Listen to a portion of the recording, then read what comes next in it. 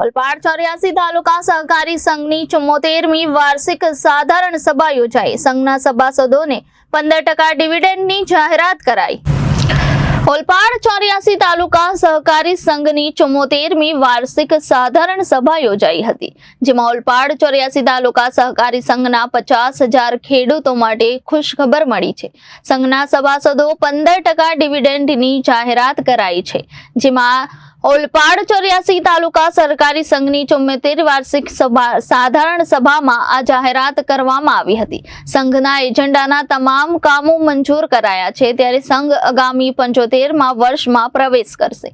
75મા વર્ષે અમૃત મહોત્સવની ઉજવણી કરવામાં આવશે, સાથે 80 મંડળના 50,000 ખેડૂતો જોડાયેલા છે।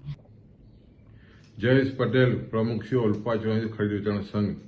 આજે ઓલપાડ 84 ખરીદ વેચાણ સંઘની 74મી વાર્ષિક સાધારણ સભા યોજાઈ। સંઘ સાથે લગભગ 80 સભ્ય મંડળીઓ સાથે લગભગ 50,000થી પણ વધારે ખેડૂતો જોડાયેલા છે। આઝાદી પહેલા સ્વર્ગસ્થ પ્રમોદભાઈ કનૈયા દેસાઈએ આ સંઘની સ્થાપના કરી હતી અને લગભગ 75 વર્ષ આ વર્ષમાં પૂરા કરવા જઈ રહ્યા છે। સંઘ ખૂબ જ યશસ્વી કામગીરીમાં ખેડૂતોની ખૂબ જ સેવા કરી રહ્યું છે।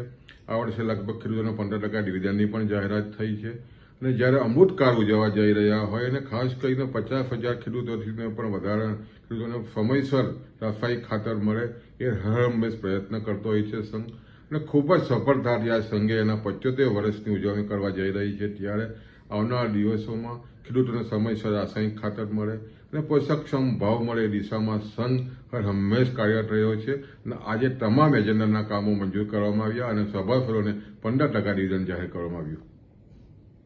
Reporter Arvind Rathod, Janadesh news, Surat.